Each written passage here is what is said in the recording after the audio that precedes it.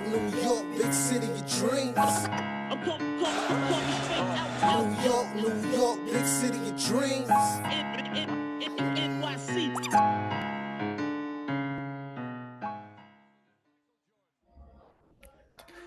What's going on? This is Jay Ellis from Knick Of Time Show, here giving you that Knicks talk just in the nick of time.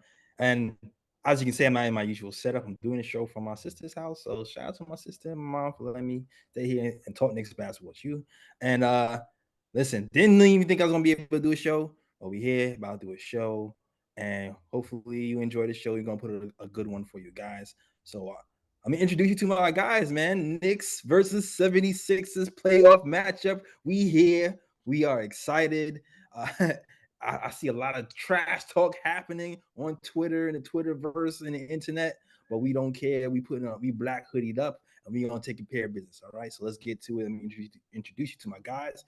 First and foremost, it's the man, the myth, the legend, the guy with the stats and the facts. Ryan G in the building. Sixers players are talking extra spicy, but I like the fact that the Knicks players are not engaging and they just keeping their mouth shut and just being focused and ready to go. All business. Standing on that too. All right. And of course, you already know it's our girl, XD1 baller, joining us today. I'm sorry, woman, queen rather. Ebony joining the show. What's going on, Ebony? I am good. How y'all doing? Excited. Looking good. Everybody, good. I don't know if y'all felt the same way, but it's been the longest day ever. No? Yes. We're waiting for tomorrow, definitely. I'm excited. And again, like Ryan said, I love our team's mentality. You know, the black hoodies. I had one on real quick to just to show that I was on that same type of vibe, but I love it. Don't give the other team more motivation. Let them motivate themselves. We're not gonna help you do that. Exactly. We don't engage in that foolishness. We just engage in business. All right.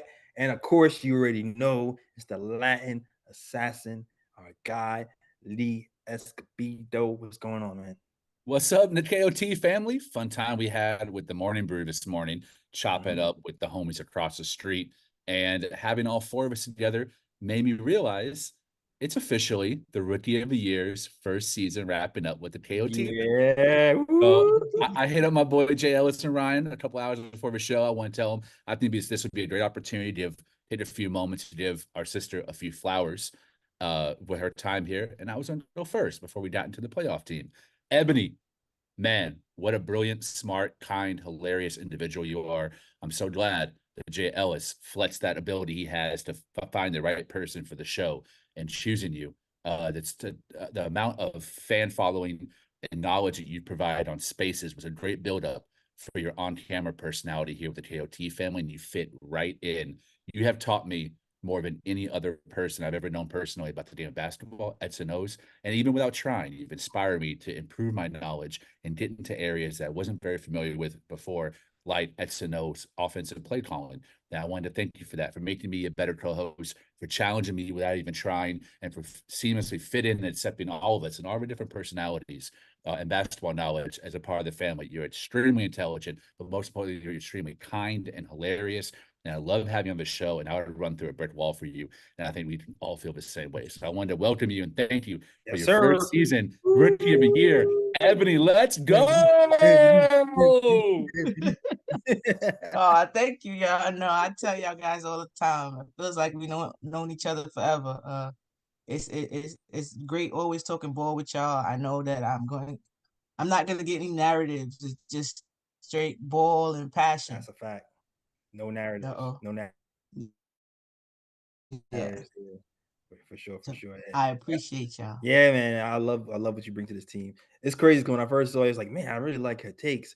And then when you started with us, I realized how much even more that you had to give besides what I even saw you give. Like the X's and O's thing was a surprise. I didn't even know you did pregame spaces. And like Lee said, I just like the way you break down the game live. I feel like out of anybody I've actually seen, I feel like you're probably the best person I've seen breaking down the game live on the spot as far as like what's happening. And that's not even like the best woman. Like you're like the best person I've seen do that. So I'm really happy to have you on the team. I appreciate y'all. Facts. And I'm just gonna add my 2 cents right quick because I feel like Lee and JL has pretty much said everything. But yeah, from the first day you started with us, it was a seamless fit. It was pretty much a no-brainer to add you to the team. And I do like the fact that your knowledge of basketball is wonderful. It's great. Definitely taught me a lot as well. Helped me to watch games and like see like what's going on more intently, things I may not have noticed in the past, now I'm noticing it. And I just want to, say that I appreciate you, your basketball knowledge, what you bring to the team. And I'm very grateful that JL has found you and added you to the team because, like I said, it was a seamless fit. It was easy decision, easy. Super easy. Amen. Super easy, man. But yeah, man. Yeah, welcome to the team. But you're, first year down the road. Yeah. No longer a rookie. You're no longer a rookie. Sophomore season coming up. Let's Yeah. go. No slump. No slumps. Facts.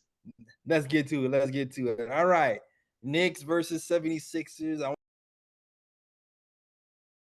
want to touch on a few things.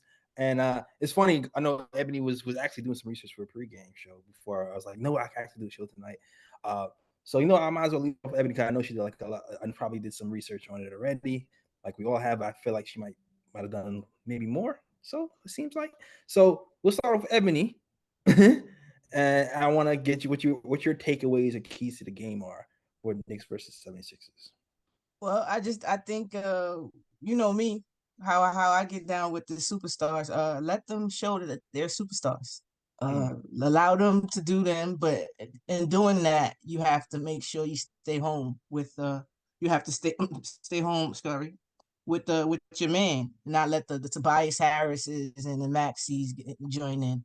I think we match up very well, very, very well with with Philadelphia.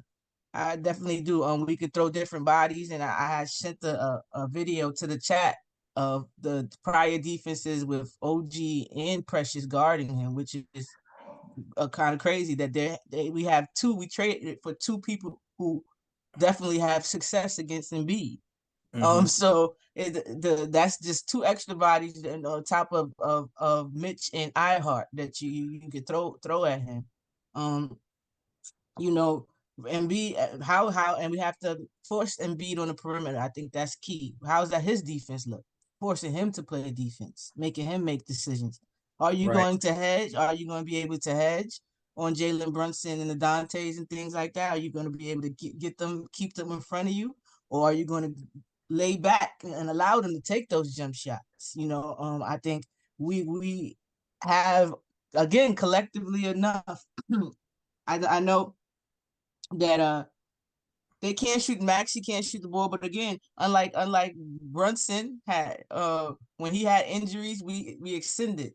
They struggled right into the play-in with Maxey. So I'm not gonna say I'm overlooking 76ers, but I would like to say that I'm not scared. I don't understand how people have us as being the underdogs and we're the number 2 seed. I'm not getting that. Yeah.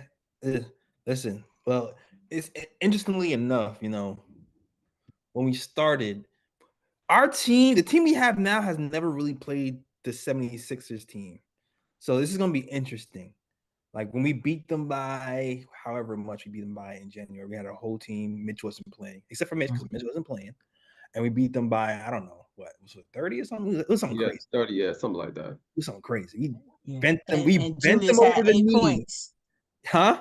And remember, Julius only had 8 points that game. Yeah. Bent them over our knee and spanked them. All right. But even then, when you look at those games and look at other games, there's certain other things that you can point to. You know what? I actually, one thing I actually paying attention to that I'm not sure people talking about a lot is the Hartenstein matchup. Like, I'm not sure people are talking about that a lot. But when Hartenstein played Embiid the first time, Hartenstein had 17 points and 5 assists. And he also blocked Embiid's shot. And he also locked him up. Embiid shot 42% from the field, 9 of 21 versus Hartenstein. And that's just Hartenstein. We're not even getting to Precious and Mitch yet. That's just Hartenstein. So I think Embiid being matched up with a mobile, fully healthy Hartenstein who likes to move might be a problem, especially if the Knicks involve Embiid in a lot of actions away from the rim where Jalen Brunson can utilize that pocket pass and Hartenstein can utilize that floater or can play make on that short roll like we've been doing. That there is a lot that we can attack using Hartenstein and Jalen Brunson that they haven't that they really haven't feel like they can really stop, especially when we have the shooting around. That's one thing I'm really looking at. Yeah, and they foul merchants too. But True. Oh yeah, the dark arts of Joel Embiid and the foul merchant for sure. No, they're definitely foul merchants, so we gotta watch out for that. and they shoot it number well. I'm sorry, it's they're number 2 in a free throw percentage for the league. Yeah. So like Hartenstein said, we have to stay away. We have to stay away and be disciplined and not foul enough. But Lee, what do you think? What do you think we should our keys to the game are? I have 3 keys to the series, but before I jump into those, I am very thankful that Philly's 2 best perimeter defenders are out for this series. I haven't really heard that talked about much. At the Anthony Melton and Robert Covington, especially Robert Covington, will both be out for the series. Now those aren't as big of losses to them as Julius Randle is for us, and I would prefer to be a team at their full strength. But those 2 guys, I think, are the key to them being an elite defensive unit, especially considering that Robert Covington's 108 defensive rating. Now, defensive rating is not a perfect stat, but that is on par with our best defensive rated player in Isaiah Hartenstein at 108. Just to add some context, Robert Covington's 108, Anthony Melton 112, which is the same as OG. Again, these stats are not perfect, the defensive rating, but if you're going to go by that metric, that's their number 1 and number 2 best defensive player. Joel Embiid is number 3. So that gives you a little bit of an idea of what their best lineup is defensively, and they're missing 2 out of the 3 top ones. That's obviously checkmate us. My 3 keys to this series, first, are win the non-star minutes. When Joel Embiid and or Jalen Brunson are not in the court, the Knicks must win those minutes. And that means a combination of Dante DiVincenzo and Deuce McBride being the playmakers, not turning the ball over. Deuce McBride, I think, has one of the worst assist to turnover on the Knicks team, and it's one of the worst for lead guards in the NBA. That's something that's going to need to be cleaned up. McBride's going to limit his turnovers and increase his playmaking, and make sure that at least the simple pocket passes, the simple bounce passes are being hit to our guys like Ihart and Mitch to finish, especially Mitch with that second unit. And then when Joel Embiid sits, Paul Reed needs to be targeted. He needs to get abused in the paint. We need to take advantage of offensive rebounding, and we need to stop him from being a perimeter threat from 3. He's a decent 3-point shooter. I think he's around 38%. Second one is ice out the bench. They only really have 2 weapons on the bench. I don't consider Reed offensive weapon, but Buddy Hield and especially Nicholas Batum. I know Batum has not scored a single point against us in all 4 games this season, but you saw in that play-in game, he can. And if he gets hot, he has more playoff experience than anyone else in that roster. You can't let that old dog learn a new trick against us and figure out our defense and find shots on the perimeter. Icing him out is key. Third and last one, have a third best player in the series. Doesn't mean you have to have a third best offensive player, but the third best all-around player. I think Brunson will be 1 and Embiid will be 2, and it's up to either Devo or OG. My money's on OG to be a third best all-around player, and he's going to be the one really tasked with slowing down Tyrese Maxey. Interestingly, you know what?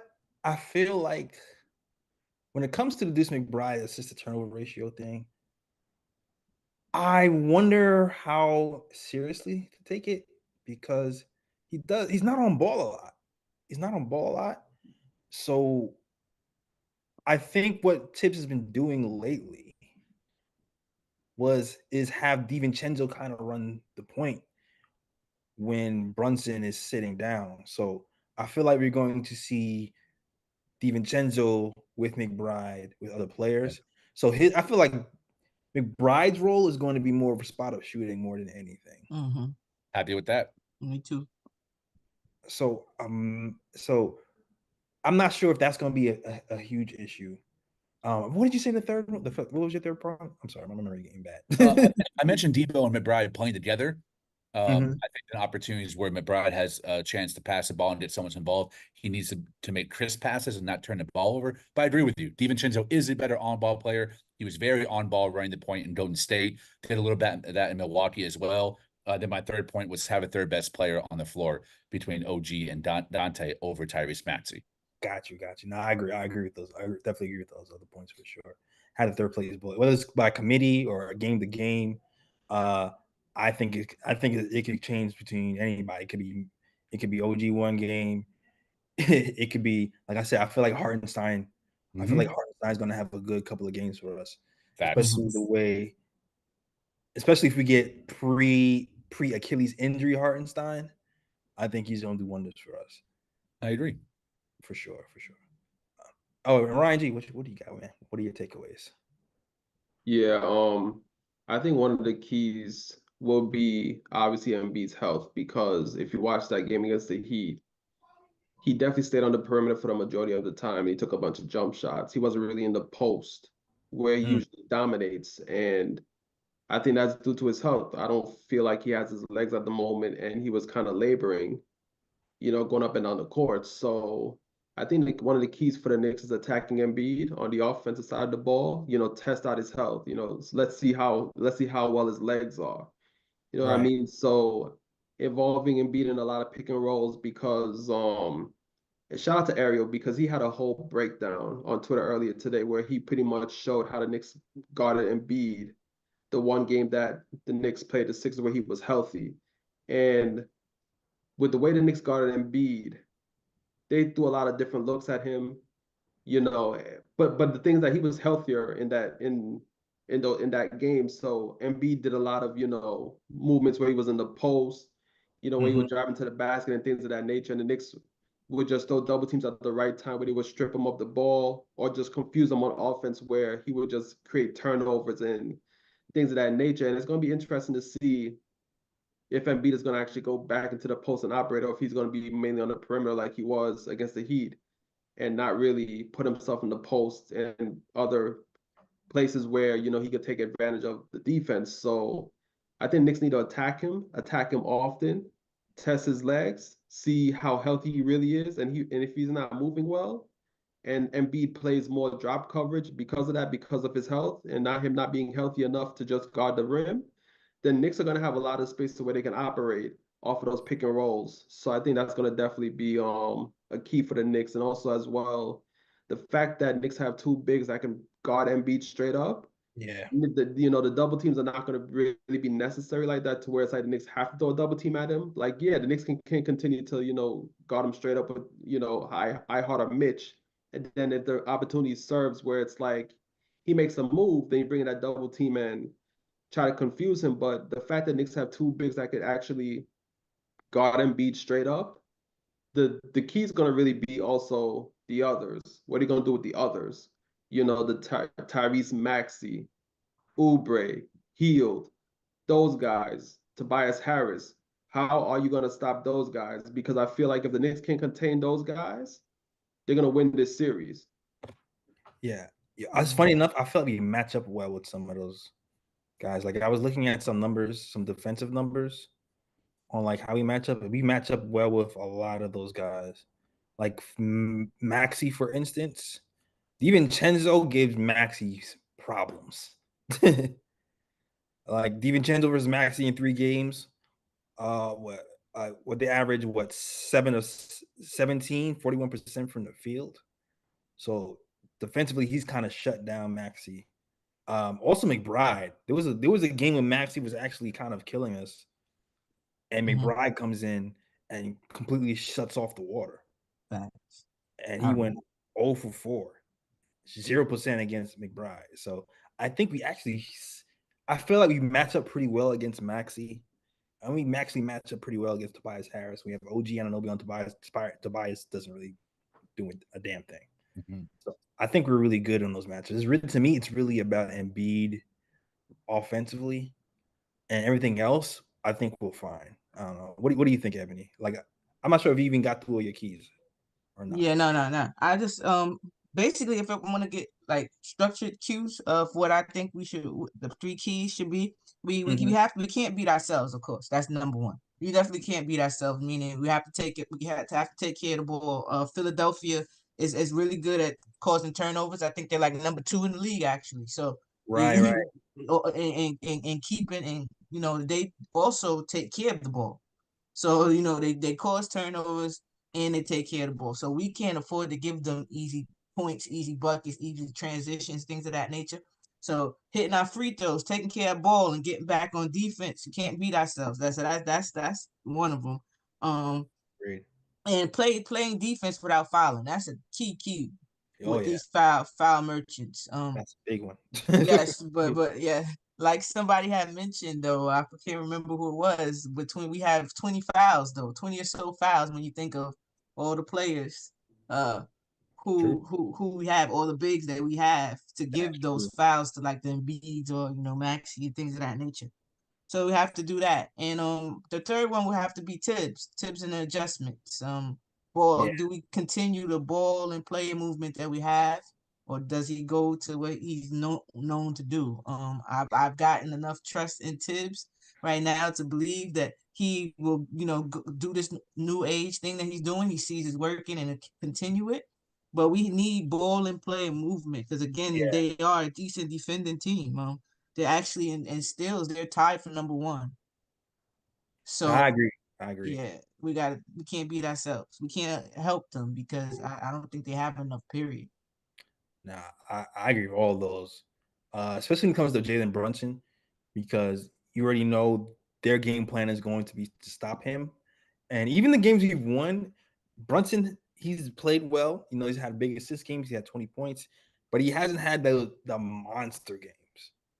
He has had the monster games against him. He's had like good games. But the thing about Jalen Brunson is usually the more the game goes along, the more he starts to figure it out. So it's like a lot of those games, I feel like he'll start off slow and then he'll start to cook you later in the third and fourth quarter. But they have defenders against them, man. Yeah, and another way we can definitely take advantage of them or use it to our advantage is they're number 24 in opposites and opponents points off of fast breaks, and we've been pushing more. I know that in the playoffs, it slows down or whatever, Mhm. the court shrinks, but our defense is known to make offense, so we can get some easier buckets. It seems like they do give up points in that fast break area, so that's another way where we could just get easier points, from different areas instead of having to just get it all out of our half court setting. No, I agree, especially with the way Embiid is lumbering. We have to run. We have to run against them, especially with Hartenstein. Hartenstein has to make him make this a track meet and make him regret having to guard him. And we have to be like, I feel like someone, what show? I feel like Alan Hahn said this, and he's absolutely right. Out of all the teams in the East, the Knicks are probably the best equipped to guard Embiid because of the variety of centers we have, from Hartenstein to Mitch to even Precious, who can, if Embiid is going to stay away from the post and he chooses to be more of a perimeter guy, you can throw Precious on him. You can disrupt him on the perimeter for even a couple of plays as well. So I think we're well equipped. Yeah. That's for. And then they're all. Sorry, you had something else you want to say?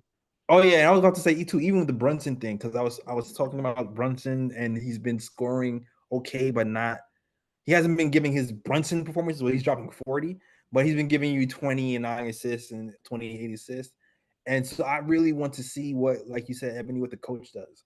I want to see if we can embrace having him off ball a little bit more, because I feel like they really try to key in on Brunson there.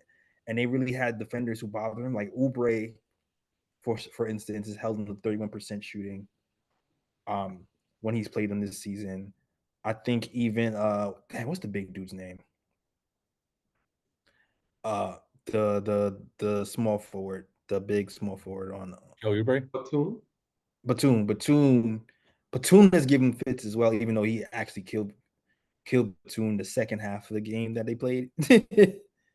But I think he's only shot like 41% against Batum as well. I have it written down somewhere.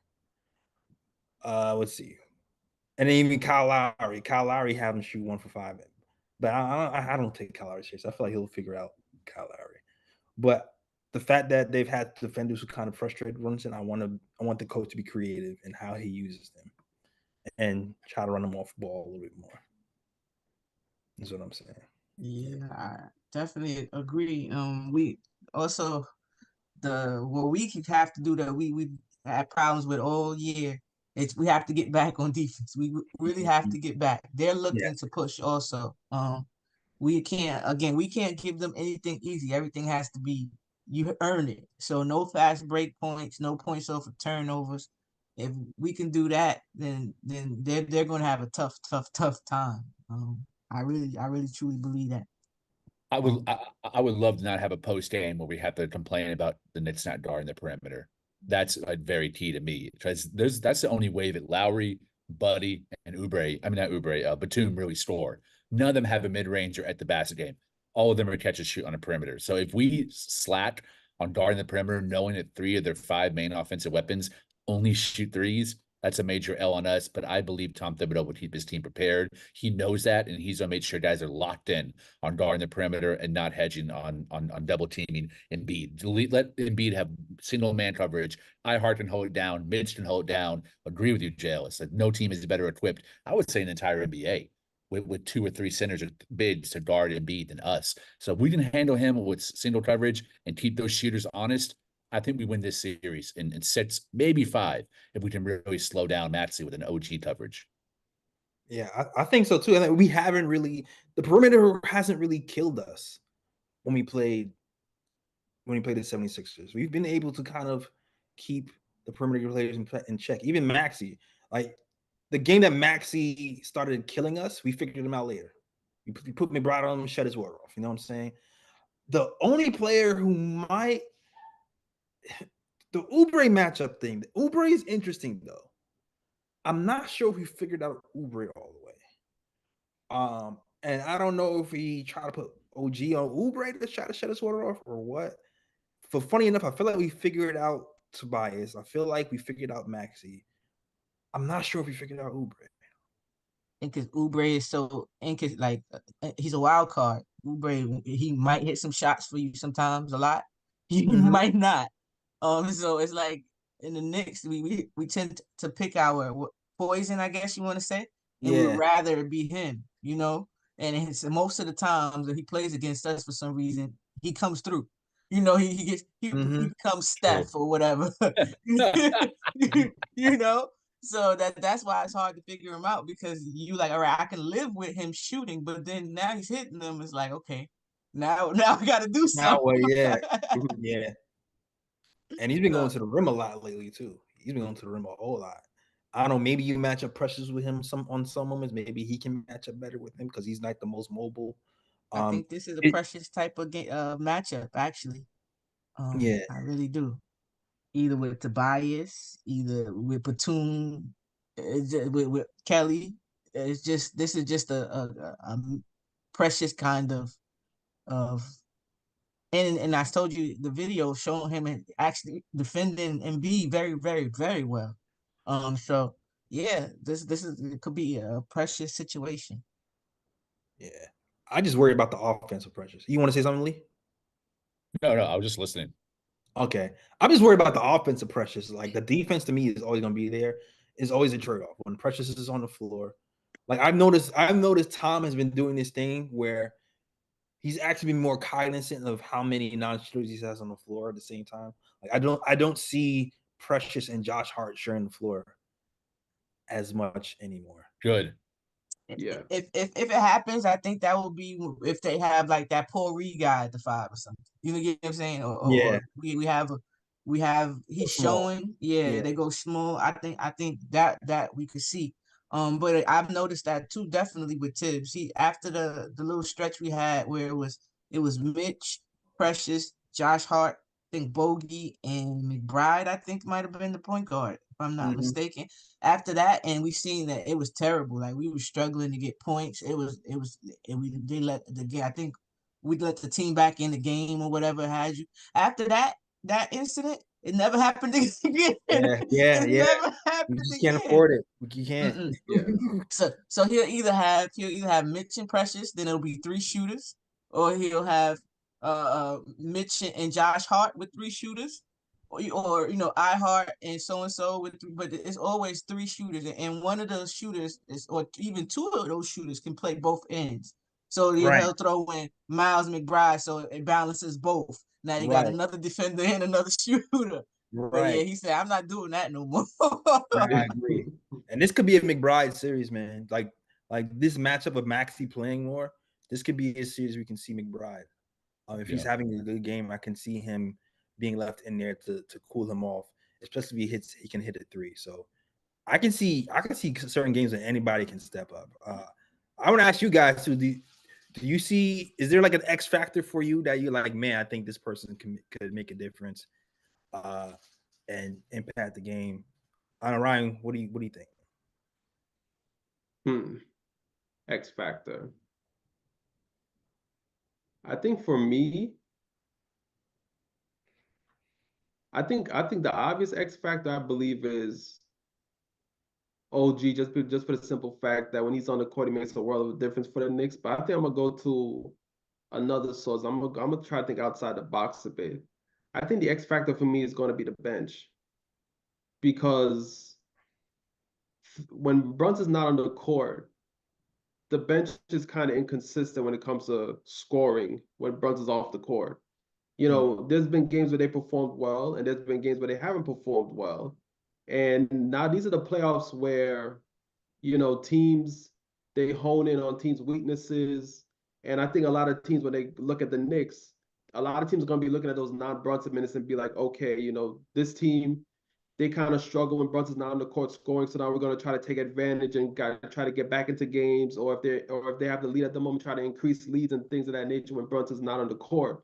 So it's going to be up to those guys off the bench to really try to find a way to produce when Brunson's not on the court, and at least try to maintain where it's at. Like if it's a tied game, try to maintain the game at a tie at least. If the Knicks are down by 5, don't make the deficit go any further and things of that nature. So to me, the X factor is guys like McBride. What is he going to give you off the bench?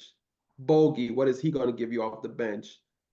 Precious, Mitch, guys like that. Like, what are they going to give you when they come off the bench? To me, that's the X factor, because I feel like if they can just maintain, they don't even have to like stretch leads or anything like that when they're in the game. If they could just maintain until Brunson gets back into the game, that's going to be huge for the Knicks.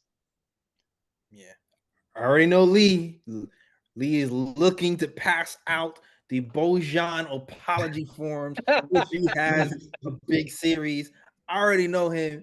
I already know he has it printed out. I already know he has it mailed. Listen, if Boji's on fire, we sweep him.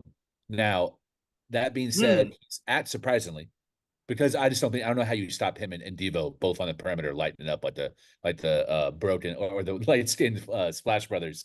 But for me, he's not my X factor. My X factor is Josh Hart. I think Josh Hart is going to have a thrilling season. I think this will probably be, of all the series in the East, not the finals, the East, because I think we're done the finals. This is probably going to be his most statistically productive series, because there's no one on that side of the court that can contain him. He doesn't have to guard a Jimmy Butler for a full series, or Donovan Mitchell. I think he's going to be guarding a lot of buddies, Batums, Kelly Oubre, guys that aren't as much of a handful as these 3 and 5 level scorers that he's had to guard in playoffs for us last year. I also think he's going to be able to push the ball as a one-man fast break. That's going to be key. The Knicks are worse in the league in pace. They're number 30, and they've been in bottom of the league in pace every year. Tom Thibodeau's been our coach. Not critique, just a fact. That's something I would like to see improved upon, and Josh Hart is the key to that. Long outlet rebounds, long outlet passes, and him getting down court and drawing fouls, driving to the basket is going to be pivotal. I think you're going to see him average close to a triple-double, and I think you're going to see him average close to 20 a game. I predict 18, 8, and 8, somewhere around that for a 6-game series. I think it's very possible, just because of the guys who will be guarding him on the other end. And he's really going to be key to turning Kelly Oubre into their version of worst case RJ Barrett. There's a lot of similarities there. Streaky shooter, plays defense sometimes, great at drive to the hoop, has all the skills to be a three-level scorer, but has never really figured it out. And if you didn't really take away Kelly Oubre's three-point shot, you clogged the lane. Because now him, Tyrese, and Embiid are fighting for position in the mid and low post. So to me, it's going to be Josh Hart as the X factor on both sides of the ball. What you think, Ebony? I thought Ebony. I thought for sure if I had to put money on who was going to say who, I was going to put Bogey on Lee, and I was going to put Josh Hart or Mitch on Ebony, and I would have lost money just now. No, actually, you wouldn't have lost money on my behalf because that's exactly who I have here. It's Josh Hart and Mitch. So you wouldn't have had to lose. Also, I want to throw in Deuce in there. So my defenders, you already know. OG, I'm not. OG gonna be OG. That's this guy here. You know what I'm saying? The robot. The robot. OG gonna be OG. I'm not worried about him. But with Mitch coming off the injury, getting back to shape. I know this week I seen videos of him knocking down some free throws, locked in. Okay, you already know how is coming. Okay.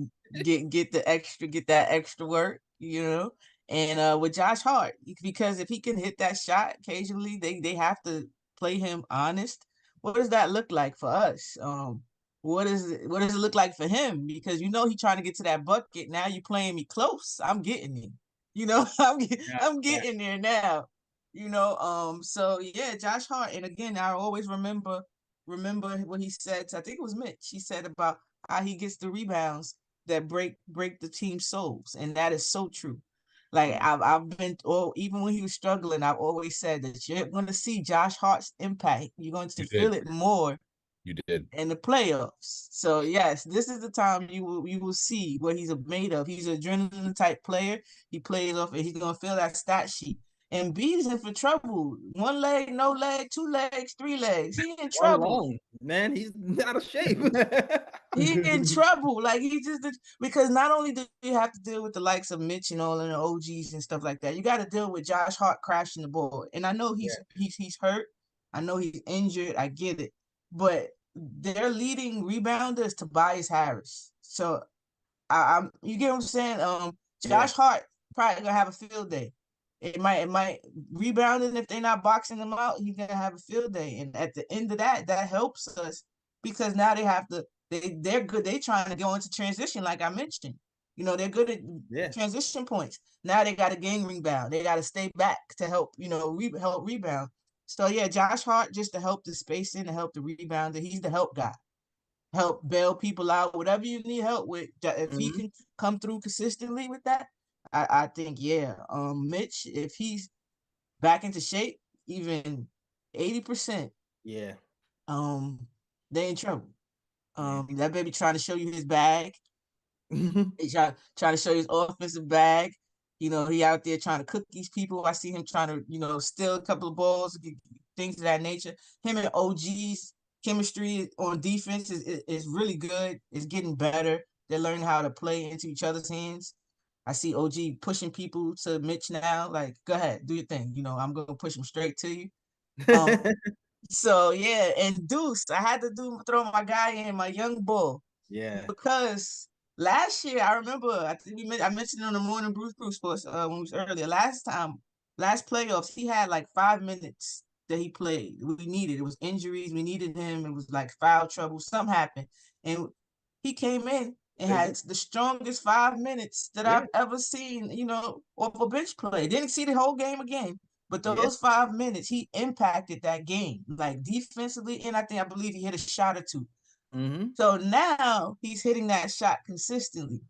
That defense can be played at a longer length of time. I think Maxey's gonna have it in for him too. And again, this is playoff setting, y'all. So I get to lock in on you. I get to watch film. Days of film are just on you.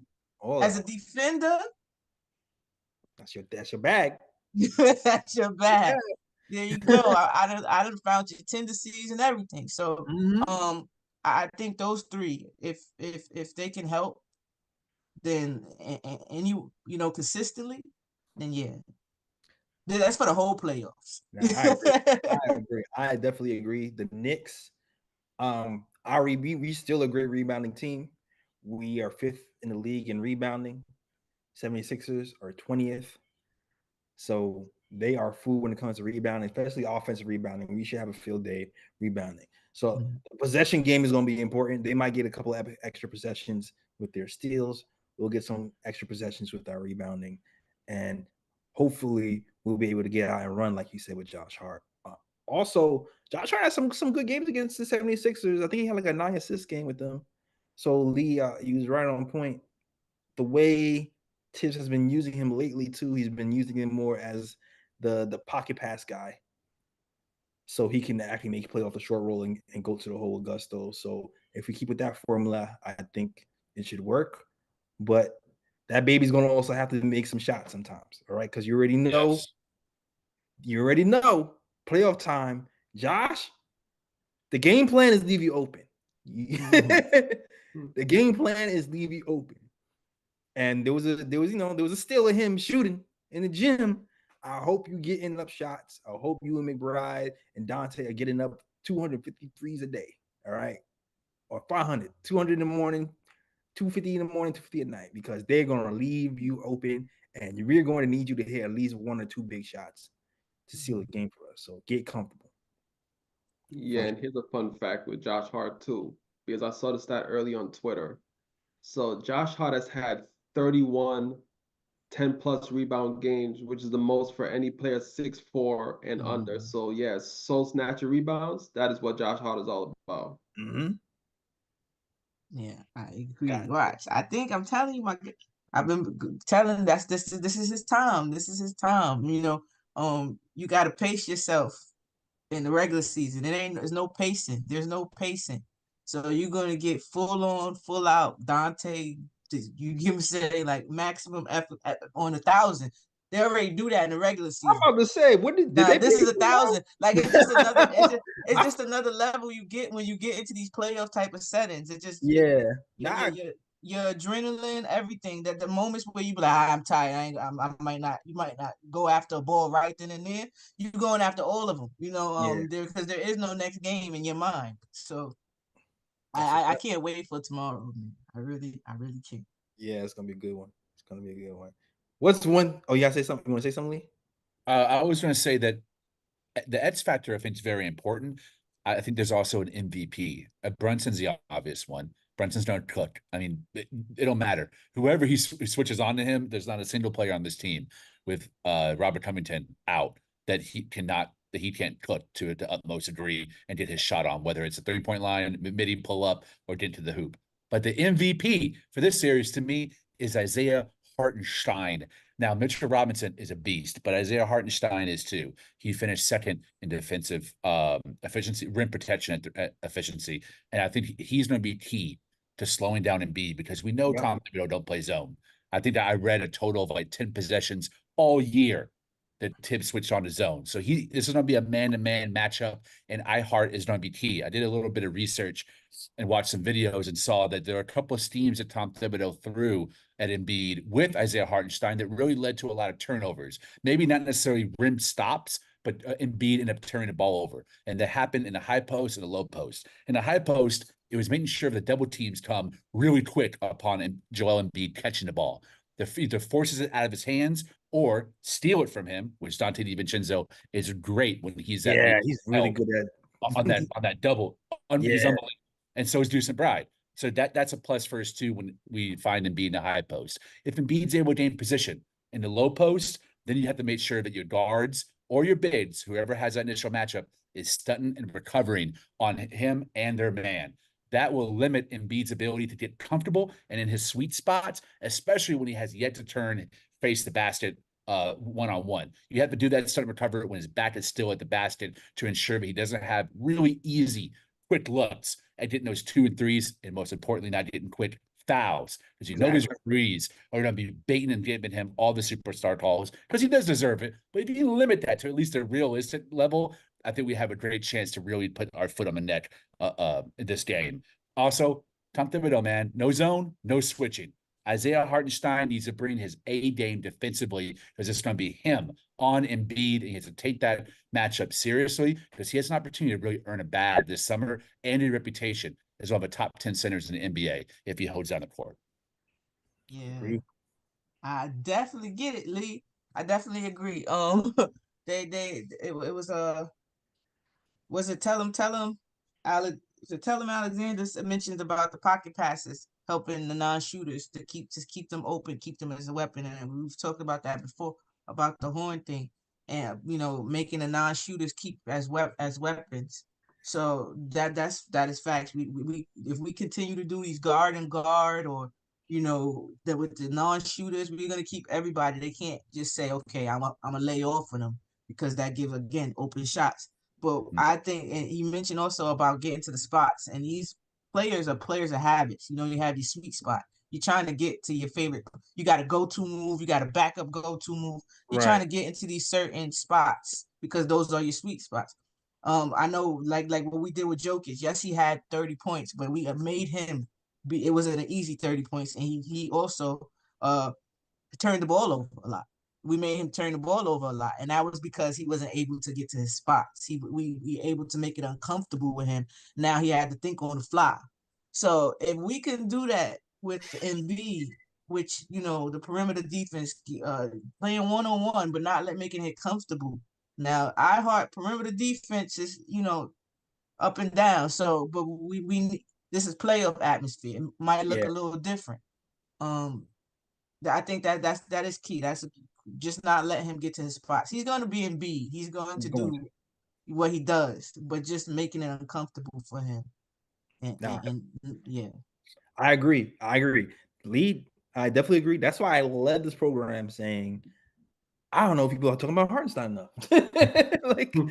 Because I led with that, because Hartenstein, like I said, in his matchup with Embiid, held him 42% from the field, 9 of 21. And even blocked a shot on him, made life hell for him. He can outrun him. He's more mobile at this point. He has that floater, so if Embiid goes into drop, he can float it right over him. About it. He can hit the shooters in the corner on the short roll. Hartenstein is going to be really important for us on this matchup. So I really feel like Hartenstein could be big for us. And he was giving them buckets. He scored 17 on them. So I'm definitely looking at Hartenstein. I'm looking at DiVincenzo and stuff as well, but I'm really looking at Hartenstein because that Embiid matchup is going to be key for us to get in a W. You know what I mean? So don't let Lowry sprinkle his playoff dust over here. Oh my gosh. Lowry's dirty playoff tricks, man. And he always seems to hit the timely shots. Every time. Yeah, so we can't allow the others. I'm cool with Embiid. If Embiid get 4, I'm like, it's Embiid. What else did everybody else get? If I see 10 here, 2, I'm cool with that. You know what I'm saying? Mm-hmm. Let Embiid do him and get into pause. No Diddy before I say it. Get into Tobias and Maxey and them ass. Just get it. Just get what I'm saying? Oh man. That is the major, man. I pre-paused it because I already knew it was going to be crazy. That's a major. That's a major. Ebony. Go ahead. Well, I was going to say, yeah, I agree with Ebony. I think that's where those stunt recovers and double teams are going to be important for Embiid for that to happen early. So Embiid can't make quick decisions to find those shooters on the perimeter, and iHeart stays single coverage so that people don't leak out to help out, and then their man becomes open. That is what can break the doors open and give Philly the type of momentum where the other guys are scoring, and now Embiid can take some plays off offensively and regain some of his momentum and health. Then we got to make everything hard and make every shot difficult for Embiid. He will make them because he's an MVP, but just make it difficult so he tires out fast. Yeah, we can't allow we can't allow what happened with the first time we played the Bulls. Remember right before it ended, how when we lost, how we allowed everybody the greens, the AOs, and then eventually what happened? Vooch, I always say his name wrong. I know I messed it up just now. Yeah, Vooch. I'm just gonna say Vooch didn't go, and then DeRozan joined the party at the end. All they did was hit the timely buckets. What they did, what stars do. You know, you had Vooch hit that 3-point on us, and then DeRozan mid-range assassined us. So, but that doesn't happen if you just don't let the other people go off. You just make them struggle. You know, make the DeRozans of the world, make it hard for them. They're superstars for a reason. You just try to all-stars. You just try to make it uncomfortable, get them out of their sweet spots type of vibe. But the AOs can't do it. We're not letting the DeJounte Greens of the world. We can't do that. This playoffs. Cannot. I'm not even sure I said that maybe name right. I know it's Green though. Last name Green. Exactly. Do you have any worries? Is there anything you like, man, we cannot let this happen? Or we're screwed. Hero ball. We can't have hero ball. That's a good one. That's a good hero one. ball. Who do you worry about playing hero ball the most? Jalen Brunson. And it's not even that I believe he's a trucker. You know what I'm saying? I've never been in that boat where I thought he was a chuck. What I think is that it gets easy to him. He feels that you can't guard me, and they allow a lot of times they play into that. They want him again because they say we're not trying to get Dante and them involved because we really can't guard you. So they'll just allow him to go off and stay home, like I was saying, kind of with Embiid, and then they switch it up like we do in the second half. Now they might start blitzing you and force you to give it to people, but they cold, they out of rhythm. So we can't have out of rhythm shooters. We can't afford it. It'll be the end of us. We need everybody. I tell like spades.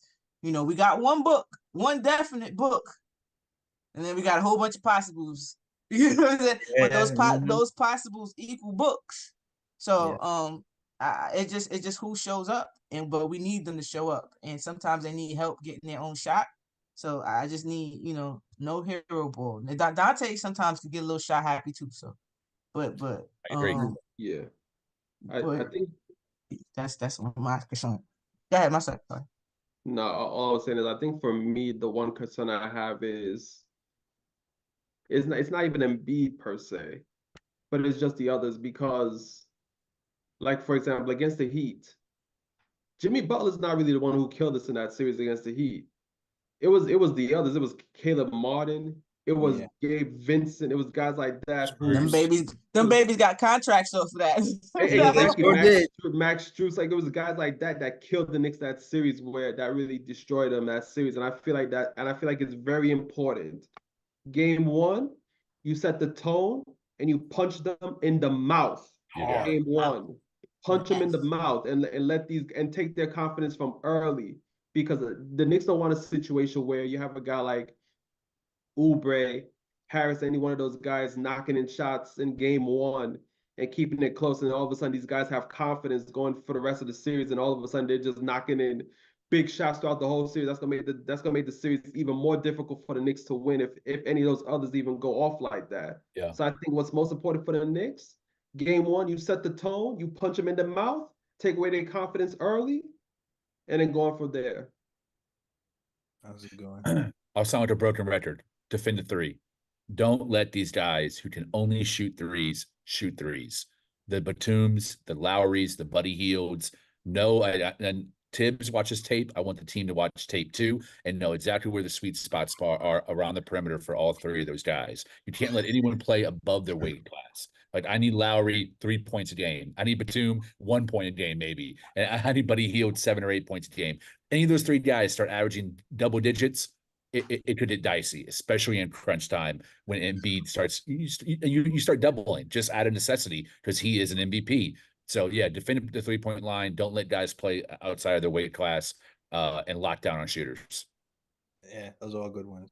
I'm looking at Oubre. I don't want him to go off. Like I said, he makes me a little bit nervous. It's him and I like Maxey, as great as Maxey is. I still feel like Oubre, we haven't quite figured him out all the way, and Embiid might be the one I'm looking at the most. The non-Brunson minutes as well. I want to be able to dominate those. I'm wondering how we're going to attack those because, like I said, DiVincenzo has been the lead guard lately as a guy who's been running the offense as a lead guard, and McBride has kind of been playing off ball. But also OG Anunoby for the last 2 games, he's been playmaking with the second unit over the last 2 games. So I'm also keeping my eye out on that because it seems like they're trying to experiment with that as well. Especially, I'm looking at OG Anunoby's comments lately, and he's been talking about being aggressive, being assertive. So it looks like he's on a mission to be aggressive offensively. That's what it's reading to me. So I'm wondering how much are the Knicks going to use him offensively as a guy who's going to play make with the second unit. Because before he got hurt, I was pleasantly surprised. I started calling him Baby Kawhi because he was making really nice, precise, effective, robotic moves, but they were working. They were working, and I was like, "Wow!" I actually want to see what he does with the ball in his hands more. Now, the game versus the Bulls, it was mixed results. Like he made some good plays, and then sometimes he kind of got ahead of himself. So I'm keeping an eye on that and His seeing. timing too, Jay. Hmm? You gotta work with that. You gotta get your timing back. That's one thing, you can't really, I guess, imitate when you're practicing. True. So True. I think he'll be a little bit better because his timing is a little bit, get better. Same thing with Mitch. Like you see Mitch mistiming his jump. Mm-hmm. Injury. So Yeah. I think OG Baby Kawhi does his thing. He doesn't do any how you say unnecessary movements or dribbles. Right. It's just straight to the cup, straight to business. Nah, I agree. Great cutter too. He helps with the movement. Definitely helps with the movement. Definitely helps give Jalen Brunson some passing lanes when he goes to the lane. So the fouling, the scoring without Brunson, I want to see what Bogey and Devo do and stuff when Brunson's off the bench, and just containing those other guys, especially Oubre. I'm looking at as well. Those are the things I'm looking at. Are there things you count on? Like, you know what? No matter what happens, I already know the Knicks, they're gonna do this, and it's gonna be good. The Knicks not gonna quit. Yeah, that I know. Talk about it. Yeah. That I could count on. No matter how much they're down, they're gonna try to make it a fight. So I could depend that on that and our defense. I'm wearing these people out right now. Just playing defense. Yeah, I think I could definitely count on that. Making it ugly type vibes. Nah, I agree. Anybody else? We are going to have the best player in the series. Take that, Kenny. I would say that even if Embiid was at full strength, this is Jalen Brunson's year. He's emerged as a superstar, an MVP candidate, a top 5 player, however you want to say it, all NBA first team. Embiid, more than any other player in the series, Brunson's going to get his. And again, as I said earlier, there's no player on Philly that can lock him up, that can even really put a significant body on him. There's no Jimmy Butler on that team, and I think he's going to absolutely cook on every matchup that he has. And second, we don't have the best coach. I like Nick Nurse. Nick Nurse is not a bum. I don't have a lot of harsh critique for him. I don't think Kawhi just easily won that series. Nick Nurse had to manage around OG not being in that series when they won in 2019, and he had to calibrate for that. And he is like Tibbs. He plays guys heavy minutes. So I think if Embiid is hobbling, it's not going to matter. He's going to keep Embiid out there. And there's a hot hand going. He's going to keep that guy out there too. He's not someone who adjusts on the fly or freestyles like Eric Spoelstra. He's not someone who's going to throw out his zone defense like Eric Spoelstra. You know what you're going to get with him. That 8-man rotation that played Miami every night, that's the 8-man rotation that's going to play against us. So all the tape is there that you need to scout. And I think Tom Thibodeau is going to be ready to outmatch him in an unbelievable chess match of the 2 best coaches right now at this point in time who are in the Eastern Conference. Let's go. I like that. Yeah. What you got, Ryan? This is actually kind of tough for me. What I can guarantee the Knicks are gonna do, because I think Lee and Ebony pretty much said it. The Knicks are gonna play hard every game. They're not gonna quit. They're gonna continue to fight. And Jalen Brunson will be the best player this series. I think besides that, to me, those are the main 2 right there. I can't really think of anything else where I'm like, it's a guarantee for this series, what's gonna happen. I mean, if I have to say something, I'm just gonna say the 3 shots I believe in the most. I There you Heart's go. floater, the Diva Shadow's 3-point shot, There you go. and even though McBride hasn't been taking them lately, McBride's mid-range pull-up. Those are the 3 shots I trust the most that when they shoot it, it's gonna go in. Well said. I'll take it. I'll take it. All good. And Jalen Brunson's on a mission. I- It's crazy. You see the whole team coming in with black hoodies. You see the demeanor. You see the letter for the Players Tribune. But I read something recently where they're talking about when Jalen Brunson's talking about what stood out from the Miami series. And when I remember watching Jalen Brunson versus Miami, I remember thinking, holy crap, we have a superstar. He's averaging 30 points a game and shooting, 50% from the field. They can't stop this man. He just needs help. And when you ask Jalen Brunson what he thinks about this series, he goes, that one turnover that cost us the game. And I think that's what makes him so great. He damn near had a really good series, but he just kind of focuses on that, and it drives him to take that next step. So I expect Brunson to have a good series for sure, and I expect that attitude to carry over to the rest of these Knicks and get this game done. Get it done in 6. Get it done in 6. That's what I expect. Damn it. That's what everybody else. Y'all took all the rest of the answers. I expect Josh Hart to have a 10 rebound game. I expect a million Hartenstein floaters. I expect Jalen Brunson to play his heart out. I expect Dante DiVincenzo to put up 8 threes a game. And I expect us to win this series. Damn it. Let's go. We going to the next round. I expect us to win this series. Bogey Yeah, give us a consistent. I said 6, but I did say 6. I said 6, but I'm leaning towards 5-4. I'm trying not to. I'm trying not to. Be overconfident. But just thinking in terms of matchups and the way we've been playing and how we've been counteracting things. We win in a lot of different ways. You know what's crazy? Last year when the playoffs started, there was no doubt in my mind we were going to smack Cleveland. Like I had the utmost confidence.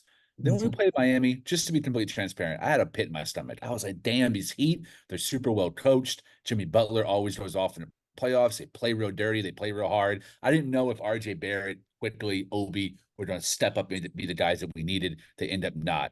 RJ played fine right into the basket. This series, once I knew it was Philly, I've had the utmost confidence that we're going to beat them, even though the Vegas odds have Philly as a favorite in the 7th seed and we're the 2 seed. I don't know. There's something, and this is like metaphysical, not based on any stats or anything quantifiable. I just feel like in my gut, we're going to smack Philly. And I think it's closer to the 5-game series than it's a 7-game series. Jeez, you talking about gentlemen sweep? That's what you're talking about? I'm saying, that's how I feel. I feel the same. I'm gonna go even a little bit further Oh, here we because go. my gut tells me, and you know what? I want it to happen because you know me. I'm all about revenge. I'm all about getting my lick back. Let's go. Second round, the Knicks are gonna face the Pacers, and we're gonna get our lick back for 2013. When Let's they out in the second round, we're gonna get our lick back. Get the lick pause back. No Diddy, man. No Diddy pause. All right. I like that. I like Ryan, that. Ryan, is Mitch trying to have a block on Tyrese Halliburton like Tabor did? That'll be. Yes, it's gonna be the reverse. It's gonna be the reverse. Oh man, that block kill me, bro. I always love to see Mitch go against Miles because I ain't forget. Oh y'all want Miles trading for Miles Turner? Y'all like Mr. Softies. That's what y'all like. Y'all like the ice creams. I get it. Yeah, man. I already said, if you play the Pacers, I'm gonna have my profile picture be Wally Zerbiak. That's what for the whole series. And me being in Indiana, I'm definitely gonna go to one of those playoff games and be head to toe Knicks all day. Yeah. Nah, we're gonna make you a Wally Zerbiak t-shirt. All right. I'm going to the enemy grounds too, Ryan. I'm going to I'm going to go to the enemy grounds, decked in my Knick gear. Yeah. We gotta go all. I want to hear let's go. I want to hear let's go Knicks in Indiana. Let's Yeah. go. Nah, I'm going to the Philly game. I'm gonna be in Philly going let's go Knicks. Oh, cool. Nah. Yeah. Now I'm making a t-shirt that says Wally was right. It's gonna be Wally Pitcher. Yo, that's a great shirt. Yeah. Wally was right. Yo, you should really make that shirt. For That's real. wild to wear. You should. That would sell 'cause out playoff time for sure. Yo. For real. Definitely. It's time, Jay. Make the shirt, baby. Yeah. Let's all wear one.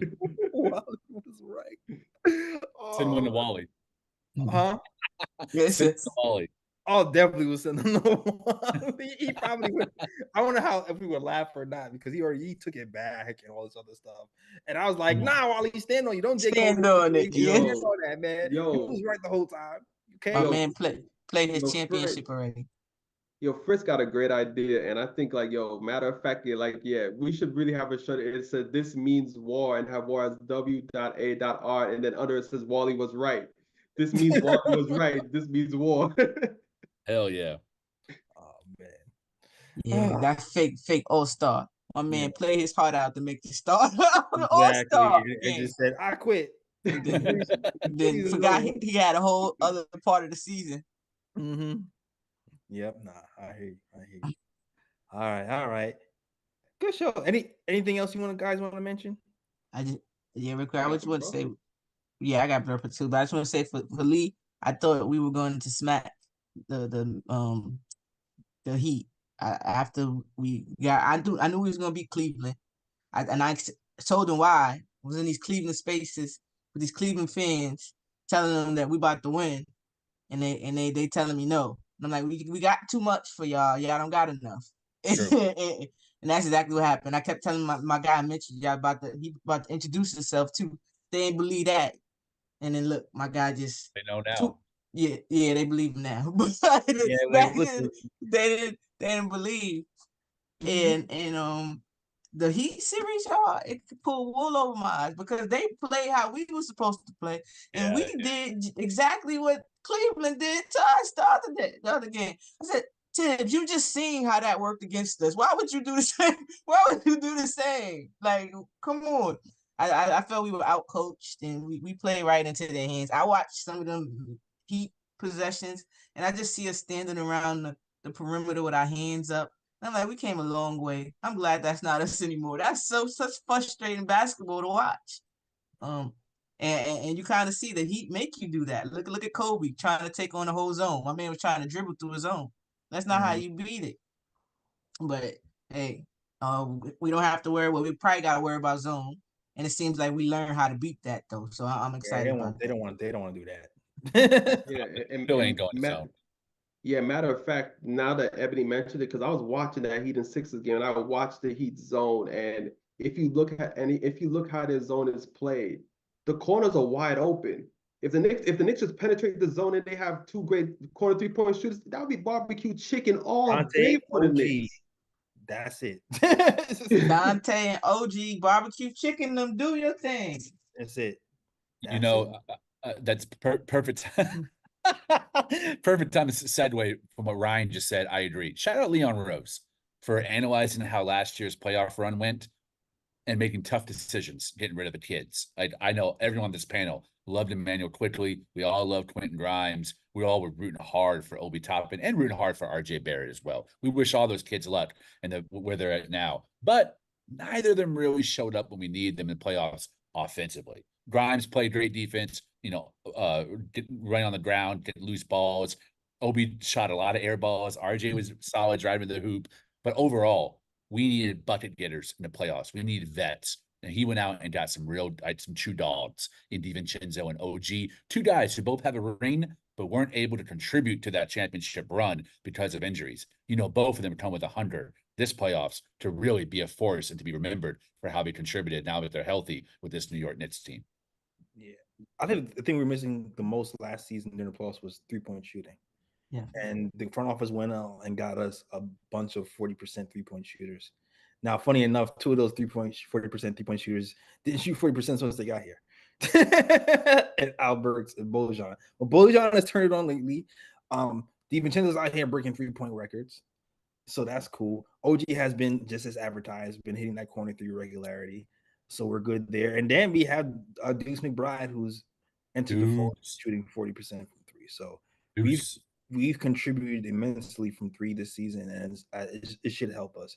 Man, I wish Jew was playing this year too, because it would have given us another ball creator, to give Brunson some kind of off, some plays off. But at the same time, we've evolved since then. Our playbook has evolved. We're moving more off ball. Brunson's moving more off ball. Mm-hmm. And I think that's the thing. That's one of the things I was calling for last season during the playoffs. I wanted Brunson to be the beneficiary a little bit more. And we moved into that because of the Randall injury. So I'm hoping we lean into that and beat these 76ers, man. I want to see it. We can do it. I'm ready for it, man. I said earlier that Randall would have been the cherry on our Sunday, the cherry on top.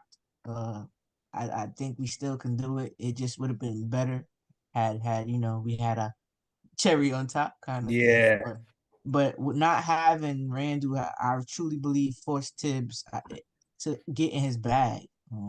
You're seeing a different coach. To me, I've never seen Tibbs of this magnitude. That's always been my criticism against him, and I'm a big Derrick Rose fan, so I'm very familiar with Tibbs' game. So he's putting these new wrinkles in the offense, and like you said, Jalen Brunson he's been off ball. I think if he does that, we'll be okay, whether they play zone or whatever. Because one of my big things when we lost to the Heat, I thought we had all these mid-range assassins, and we didn't send any of them. We didn't flash them at all. We didn't flash RJ to the free throw line to help break that zone. We could have did it with Brunson, who works well in the paint, who works well in that area. They just left everybody on the perimeter and shot into their hands. I don't think that happens this year. I think everybody's evolved and learned from big time from last year. Mm-hmm. Yeah, and the fact that you added the fact like OG and Dante, look who they learned from. You had OG underneath Siakam and Kawhi. Then you have Dante, who's played next to Middleton and then also played next to Steph and Clay. So they've picked. I'm pretty sure they picked up a trick or two on the way because of it. And Brunson next to Luka. Mm-hmm. Yeah, and you see it. Yeah, Brunson next to Mitch. To Jokic. No, Hardstar next to Mitch. You mean? Because he'll tell you he learned a lot. He'll tell you. I heard you. All right. Anything else to add? Well, so let me get Sue to the chat. Hold on, Sue to the chat first of all. I say 1A if y'all can't see it. 1A. It can't see it though, but that's what we got. Becky. Oh, Lord. Becky. I'm glad she's inflamed now for that take, aging like sour milk out there. Yep. Yo, but salute to the chat. Shout out to Nick Yak, Michael Moss, D. Ross, Isaiah Ramos. Who else? Who was it? AP. Everybody else is rocking with the show. If you like the show, hit that like, hit subscribe. We're gonna be here tomorrow talking Knicks basketball after the game, and I'll be back in my usual spot. So I'll have the sound effects, better lighting, and a lot of other stuff for you guys. But shout out to Fritz, who was holding it down, helping us do the show while I'm at my sister's house out here in Brooklyn. And wasn't sure I was gonna be able to do a show out here, but I was able to do the show. So I'm glad to actually do the show with my KOT fam. So shout out to you guys as well. Hell yeah. Cool. I think I want to do the broad picks for tomorrow. Unless you really want to do it right now, because I don't have any of the boards and nothing.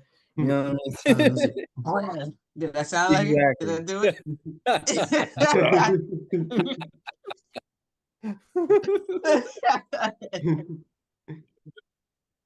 You want to hit? What do you want to hit? Becky Hammond? In all honesty, I just want to have smoke for Heat fans, just for the simple fact that I watched the game tonight, Heat versus the Bulls, and I'm looking into the stands and I'm seeing empty seats, and I'm just like, yo, y'all talk about Heat culture, but yeah, y'all don't even go out and support your damn team. But it's all right though, because next round y'all face the Celtics, Celtics fans will fill up those empty seats, and that stadium will be that stadium is going to be half green when you go against the Celtics in Miami. So it's all good though. The Celtics fans will help you out fill out those seats, since y'all talk about heat culture and all that BS. But yeah, y'all don't go out and support your damn team. Crazy. Yeah.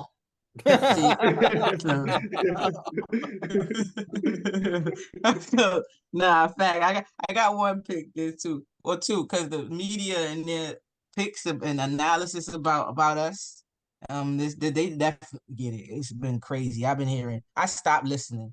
I stopped watching, and it reminded me why I don't watch those type of programs, because it's just everybody hating us, underdog, and we the number 2 seed, we the number 3 seed, we still be the underdog. It's never they always move the goalpost with us. We can become 7 seed, we the 7th seed. They're like, oh, I thought y'all was good. What happened? You get what I'm saying? Yeah. We was the play-in. They're like, oh, y'all did all this to be in the play-in. We in the 2nd seed. It's still never enough. So I'm just saying, screw you. My mom said people talk.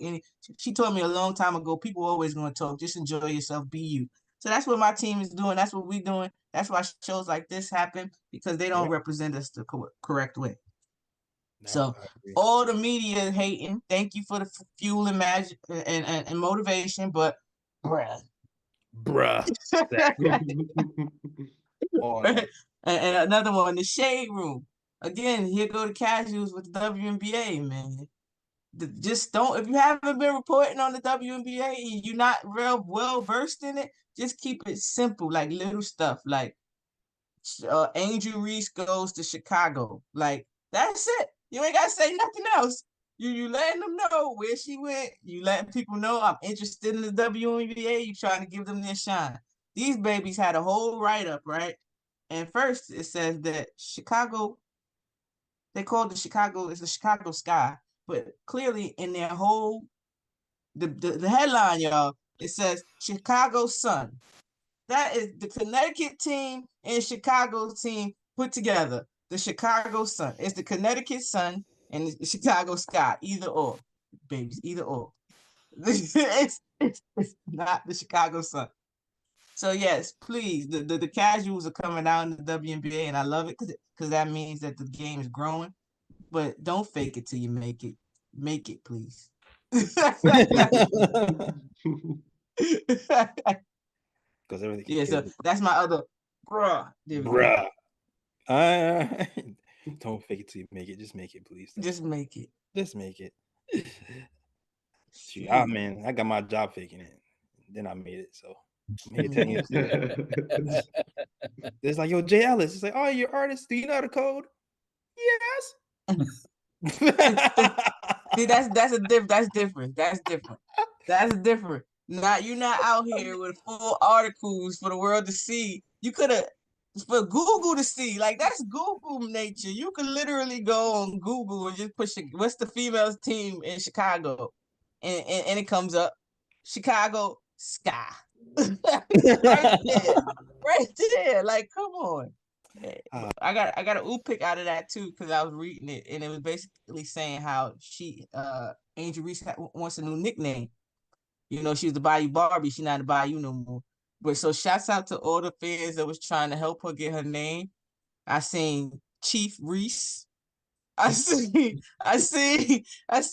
Old Block Reese. Old Block. Oh man. Shouts out to the fans. They had me cracking up. But Chief Reese was my favorite. That was funny. They said you could call her Chief Reese. So yeah, that was it. I'm good. I'm done. I got one bro pick. I'll keep it short. The Porter family is a trio of strange brothers. Oh no. You had one Porter get banned for life for the NBA for betting on his team or himself. And then you had another brother who's now in prison for a fatal DUI.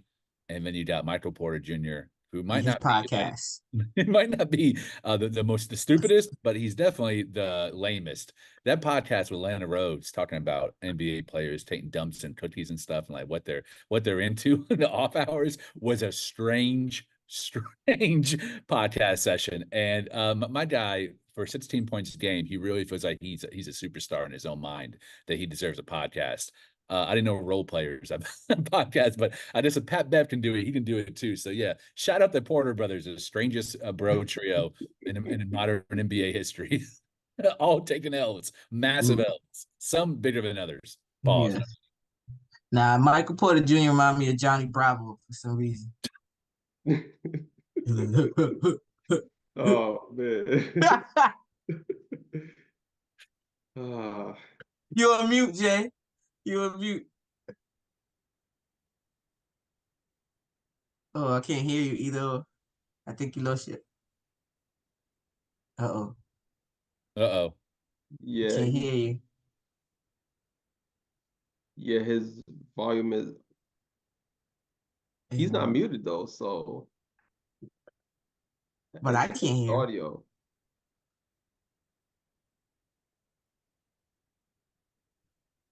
Yeah. Check. Mike, check. Yeah, he definitely remind me of Johnny Bravo. I still can't hear you though, Jay. We'll let you know. Yeah, He just the audio. he not the sharpest knife in the drawer. While Jay Definitely. Ellis is trying to figure out the audio, I'm gonna shout the chat out real quick. Shout out my main man, Nick Yak. Hey, what's up, bro? I know you and me be doing that in the chat, but I got mad love for you, man, because you in here every night talking Knicks with us, and we appreciate that commitment and that loyalty. You're a real one for that. Also, shout out Fritz Alessander, who's running the stream today. Best mod in the game. Tell him, Alejandro, we see you, bro. Wish we could have had a call in with some fire motivation for us going to the playoffs tomorrow. Isaiah Ramos, my main man, Damer Channel in the house. Shout out Michael Moss, AP, Andriel. Who else we got? Ross, my other main man. Yo, man, we got a solid chat. We had almost 100 in the chat for the whole time we're streaming for this playoff pregame. We appreciate you. You've been here all season with us, holding down the fort, talking ish, agreeing with us, disagreeing with us, giving us super chats. We really appreciate the loyalty for y'all, because there's no corporate sellouts here, man. Jay Ellis has been from the ground up for the last 16 years almost. Last 10 years almost, representing from a garage till now with him and Ryan G. And I'm happy and proud to be a part of the show. I know Ebony is too. So we're grateful for every fan we have that shows up after every post game. We want to give y'all love and flowers. Facts. Baby. Facts. You know, I always say to say the ending in the spaces is like, I could have been anywhere, but I chose to rock out with us, and we appreciate that. Ebony, you don't have a space tomorrow? Oh yeah, well they ain't put it out, but I'm pretty sure it was, because we didn't know if it was gonna be a watch party or not. So, but yeah, no watch party that I know of. I think I'm not sure. So yeah. But a space? But a space, we'll have a space is normally like a hour and a half before the game. So that shall be your technique. You know, you always can join. It's an open invite. I No doubt. I haven't had much of a playoff what's the word? Like tradition, because we haven't been to playoffs very much. I always watch the playoffs with my pops, so I'll be driving down to his house. I'll probably podcast from his place tomorrow as well, and then I'll be in San Antonio with the family watching the game with my pops for game 2 as well. So yeah, man, I'm looking forward to sparking up a spliff. Me and my pops did a little stone, eat some good barbecue, watch our Knicks. I can't wait. I think this is a series that's going to show a lot of guys around the league who doubt us that we're here for real, not just as a good team, but as a contender. Yeah, facts. Second year in a row. I don't know last time we was able to say that. We going back to back. 2001. I don't know. No, I think 13. Mellow, they were back to back years. 2013. Yeah, that was a pretty good Knicks team. Yeah. I think they were like back to back years, like 3 years straight. We were in the playoffs. Yeah. So we building on something. This feels different, but I like it. I like it even more because we're doing it without having to pander to these big names. We did it in spite people not wanting to take the challenge of playing here. We had one person want to take in the challenge. I'm gonna shout out 2 more people in the chat who roasted me right now. My guy Ariel the Jesus said, "Leave with the bad tates. I'm out." And then CP said, "Damn, Lee, I'll be here supporting you, even with your cab driver hat." Damn. Lady of the Guadalupe hat. Back. I'm getting roasted in the chat. Yeah. I love it. Hey, Jay Ellis. Yeah, look at you. It's like Jay Ellis back. I heard him. Oh man. Whew. Yeah. Love my dudes, man. Love the chat. Keep roasting, bro. We love it here. Man. Oh, Yeah. man. All right, I'm back. I forgot what I even had to say. So this is left my mind. I forgot what y'all was usually talking about. Yeah. Oh, I was gonna say. Oh, I was gonna give a broad to. I was gonna give a broad to ESPN. I saw somebody say that everybody's roasting, Becky Hammond's quotes right now. But y'all gotta keep that same energy because y'all was not roasting Becky Hammond when she said it.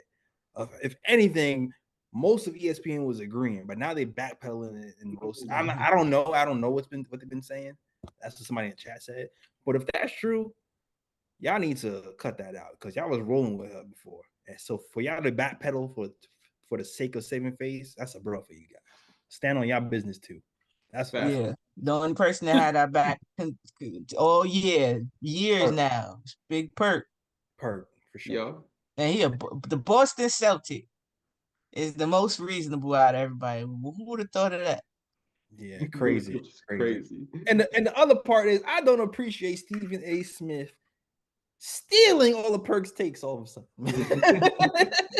Don't you mean my takes? Huh? Don't you said mean my those take? were his Take, take. yeah. Well, I mean, yeah, Perk might be in these spaces taking his takes, right? Facts. that's true. That's true. But Stephen A. Smith always turns it around. He's saying, "Oh, the Knicks are going to beat this. The Knicks are going to beat that." Perk had to convince him to say that. He had to go to war with Perk before Stephen A. started to say that. So I don't appreciate how he's acting like he's been with us.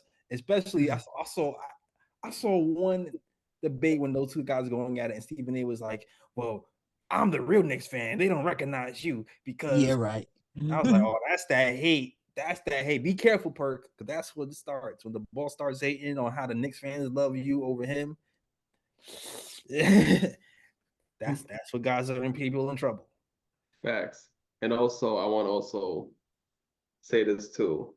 Another broad pick for Draymond Green because he started to hop on the bandwagon, the Knicks hate bandwagon, because he made some comments as well on his podcast, which my guy got all the time in the world to be on the podcast now because the Warriors out the playoffs. So my man got all the time in Cancun to be on his podcast and things of that nature. But this dude was basically saying that co-signing Reed's comments saying that the Knicks are the easier matchup than the Boston Celtics, and then he doubled down saying that the Sixers will beat the Knicks. And I'm just like, yo, I'm like, okay, if you're being real about it, yeah, the Celtics have a better team based on record and things of that nature. But you don't actually go out and say like, yeah, this team is going to be easier for me to face than that team, because it's kind of like you're disrespecting that other team saying that they're going to be the easier matchup. Like there's ways to go about it where you don't really go ahead and disrespect the other team. So yeah, Draymond Green, yeah, you get a broad too, and I hope not that I hope, but I already know the Knicks are gonna turn around a whole lot of these people with what they've been saying, hate on these Knicks because they don't believe, but Knicks gonna make them believe this off season though. They're gonna make them believe this postseason. Yeah, it's coming. It's definitely coming. And I'm glad he said it because more bulletin motivation. board material. Right, Yes. and right that. This is what they said about you this week. Putting it right at the front. Can I ask you a question though? Yeah, what part of the game is this? This is J. Cole energy.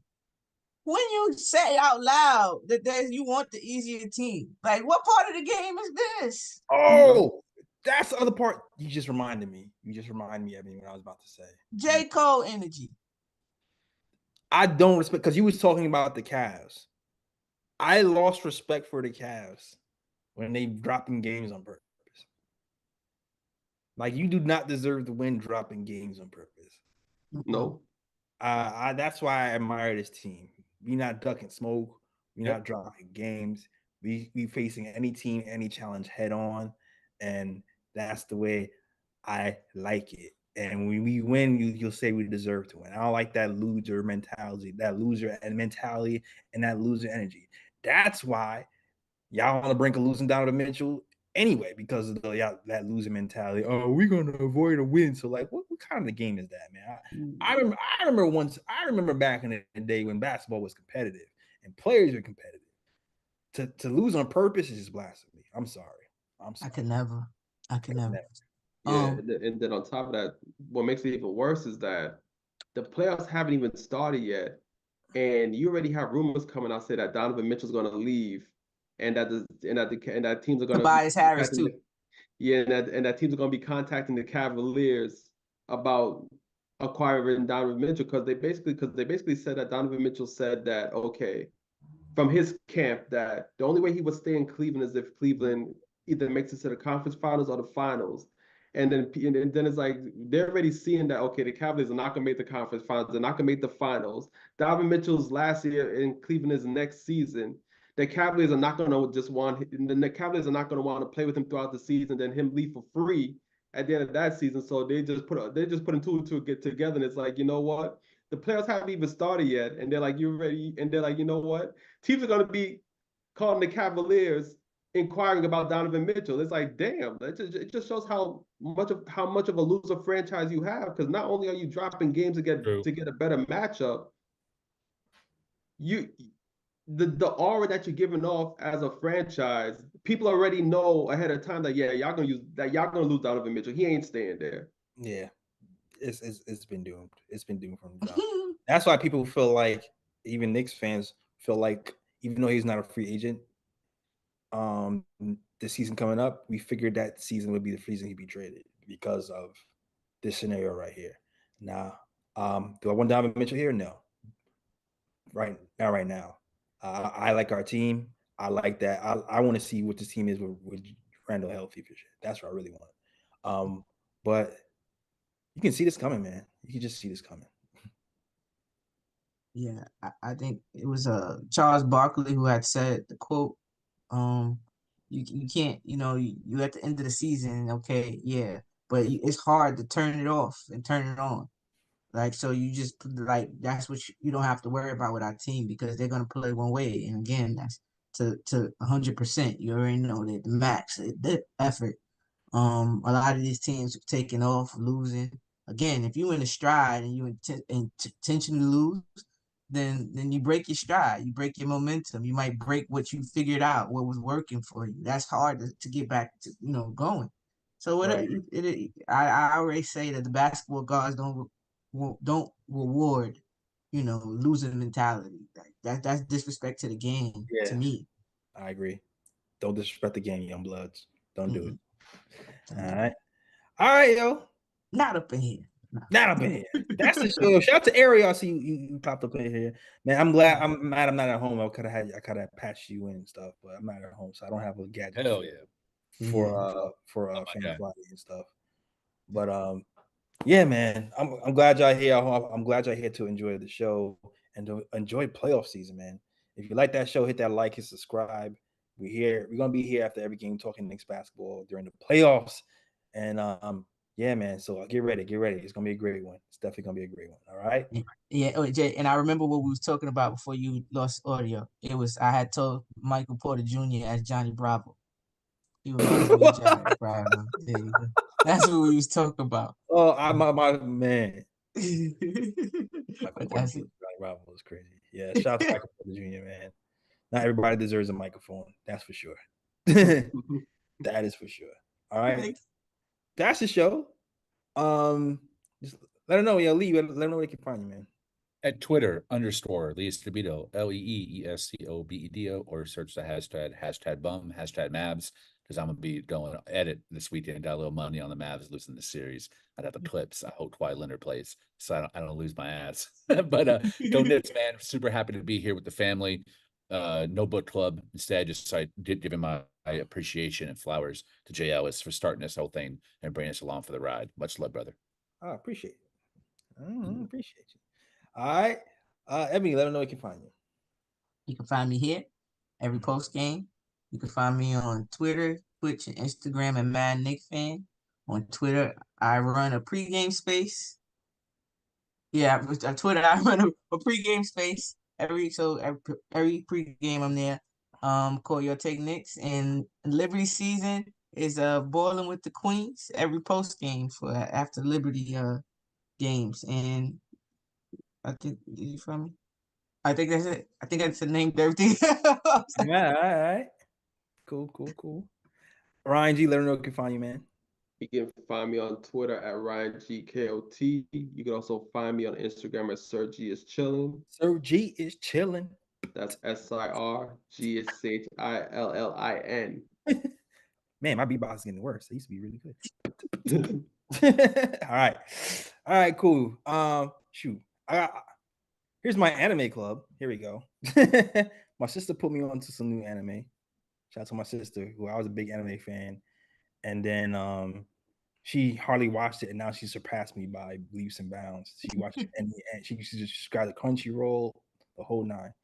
Black nerd to the fullest. Shout out to my sister, but she put me on this anime called Ninja Kamui on HBO Max. Only seen one episode, but that joint is fire. Animation is great. I don't know if y'all guys who was into Naruto saw the fight scene between Naruto and Sasuke and how intricate that was, the animation was. Yeah, it seems like all their fight scenes are like that. It's crazy. It's super crazy. Super crazy story, but I'm enjoying it so far. I just wrote it down. I'm not big on anime, but my kid in the midst of it, so yes, it's super violent. Bloody. Okay, so my kid is not watching it. Yeah, don't not super violent, gutty, bloody. Yeah. Nah, she sound like me in Call of Duty. That's how I was. I didn't play it, and then I did. Now I surpassed him. Yeah. So You telling me about it. It's like, did you see? I'm like, yo, what? Like, no, I did not. Shout out to my sister, yo. That's Sister my younger twin. Even though she's 2 years younger than me, she's just my little twin. All right, that's the show. Thank you guys for watching. Follow us on the KOT Show on Twitter, the Knick Of Time Show on Instagram, and the Knick Of Time Show on Facebook as well. All right, that's the show, guys. Hope you enjoyed it. We'll be back tomorrow talking Knicks 76ers. We out of here. Shout out to World Wide Peace. York, New York, big city of dreams.